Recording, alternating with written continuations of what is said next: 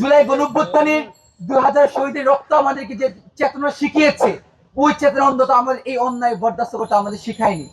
এবং আমি যে কথাটি বলতে চেয়েছিলাম যে আমাদের সারা দেশে যখন বিধ্বস্ত অবস্থা 5ই আগস্টে সারা দেশ তখন আমাদের জুলাই যে সকল সৈনিকদেরকে হত্যা করা হয়েছে, শহীদ করা হয়েছে, ওই জায়গা থেকে সারা দেশের মানুষ 17 বছরের নিপীড়ন নিষ্পেষণের প্রতিবাদে খুবই দীর্ঘদিনের ক্ষোভকে সঞ্চারিত করে তারা প্রতিটি থানাতে প্রতিটি জেলাতে তার স্ফুলিঙ্গ আমরা দেখেছি বিস্ফোরিত হয়েছিল।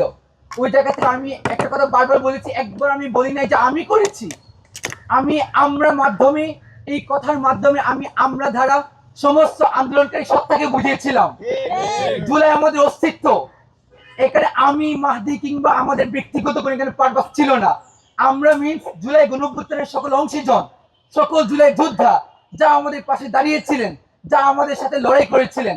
এবং আমি স্পষ্ট বলেছি, আমি বলতে চেয়েছিলাম যে যখন বিক্ষুব্ধ জনতা টানাই আত্মপ্রতিরোধ গড়ে তুলেছিলেন, অন্যদিকে সারা দেশে আমাদের কেন্দ্রীয় নির্দেশনা অনুযায়ী আমরা সারা দেশের বিভিন্ন থানা এবং হবিগঞ্জে আমরা অন্যান্য থানাগুলোকে আমরা পাহারা দিয়েছি, অক্ষত করেছি।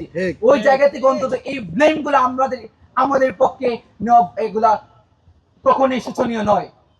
পরবর্তী সময়ে বৈষম্য ছাত্র আন্দোলন সহ সারা দেশের সহযোদ্ধা ভাইরা আমার পাশে দাঁড়ানোর পর আপনারা দেখতে পেয়েছেন, বাকি ইতিহাস আপনারা জানেন। এতদিন হয়েছে আমাদের অধ্যাদেশ জারি করা হচ্ছে না।